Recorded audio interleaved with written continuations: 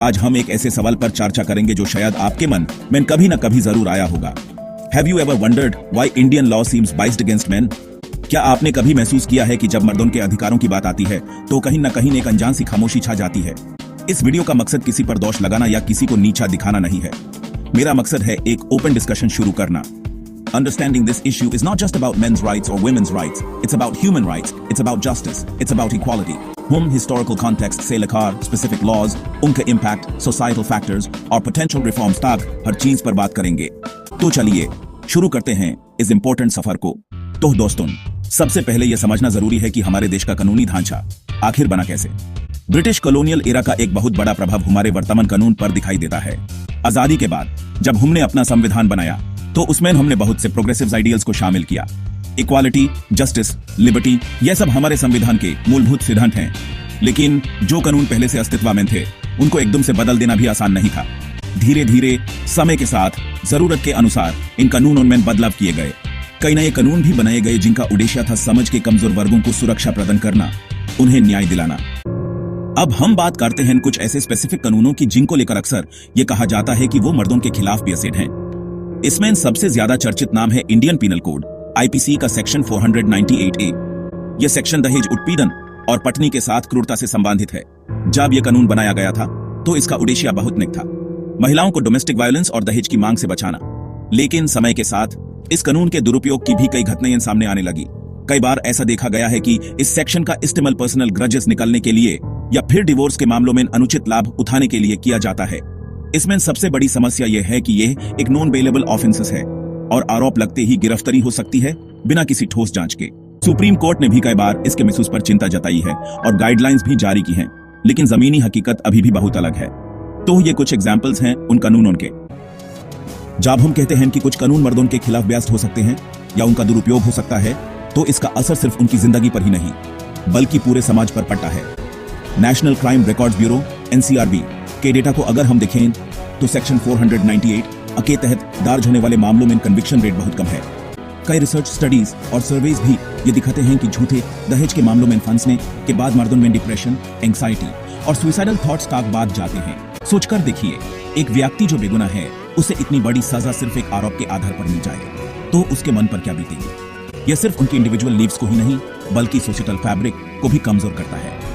जब लोग देखते हैं कि कानून का दुरुपयोग हो रहा है तो उनका कानून पर से विश्वास उठने लगता है। हमें इस प्रॉब्लम को सीरियसली लेना होगा और इसका समाधान ढूंढना होगा। और गहरे में जाते हैं और ये समझने की कोशिश करते हैं कि आखिर वो कौन से सोशल और कल्चरल फैक्टर्स हैं जो इस परसेप्शन को बढ़ावा देते हैं कि कानून मर्दों के खिलाफ बियासिड है।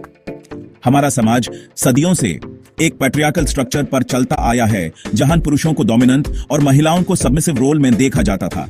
हालांकि अब इसमें बहुत बदलाव आया है, लेकिन वो पुरानी सोच कहीं न कहीं अभी भी हमारे सबकॉन्शियस में मौजूद है। इस सोच का असर कानून बनाने वालों पर, कानून लागू करने वालों पर और यहां तक कि न्यायपालिका पर भी पड़ सकता है। एक बहुत बड़ा फैक्टर है जेंडर स्टीरियोटाइपिंग। हम अक्सर ये मान लेते हैं कि महिलाएं हमेशा कमजोर होती हैं, वो हमेशा विक्टिम होती हैं और पुरुष हमेशा अग्रेसर होते हैं। जबकि सच्चाई ये है कि कोई भी विक्टिम हो सकता है और कोई भी अग्रेसर हो सकता है, चाहे वो मर्द हो या औरत। लेकिन जब हम इस स्टीरियोटाइप के साथ कानून को देखते हैं तो हमारा नजरिया बियासिड हो जाता है। मीडिया का भी इसमें एक बहुत बड़ा रोल है। अक्सर फिल्मों में, टीवी सीरियल्स में या खबरों में मर्दों को नेगेटिव लाइट में दिखाया जाता है। इसे एक जनरल परसेप्शन बनता है कि मर्द ही गलत होते हैं, जबकि हर कहानी के दो पहलू होते हैं। लेकिन मीडिया अक्सर एक ही पहलू को हाईलाइट करता है जिससे पब्लिक ओपिनियन इन्फ्लुएंस होता है। ह्यूमन जेंडर इक्वालिटी को उसके सही अर्थों में समझना होगा, तभी हम एक ऐसा समझ बना पाएंगे जहां पर कानून सबके लिए समान हो और न्याय सबको मिल सके। तो अब तक हमने समस्या को समझा, उसके कारणों को जाना और उसके प्रभाव को भी देखा। अब सबसे इंपॉर्टेंट सवाल यह है कि इस सिचुएशन को बेहतर बनाने के लिए, एक ज्यादा बैलेंस्ड लीगल सिस्टम बनाने के लिए हम क्या कर सकते हैं? क्या पोटेंशियल रिफॉर्म्स हो सकते हैं? सबसे पहली और जरूरी चीज है कि जो कानून जैसे सेक्शन 498A जिनके मिसयूज की संभावना ज्यादा है उनमें जरूरी संशोधन किए जाएं। फॉर एग्जाम्पल, इस सेक्शन को बेलेबल बनाया जा सकता है या फिर अरेस्ट से पहले एक प्रिलिमिनरी इन्वेस्टिगेशन को अनिवार्य किया जा सकता है, जैसा कि सुप्रीम कोर्ट ने भी सजेस्ट किया है। दूसरा, जेंडर न्यूट्रल लॉज की तरफ बढ़ने की जरूरत है। डोमेस्टिक वायलेंस, क्रूएल्टी, हैरासमेंट यह सब किसी के भी साथ हो सकता है, चाहे वो मर्द हो या औरत।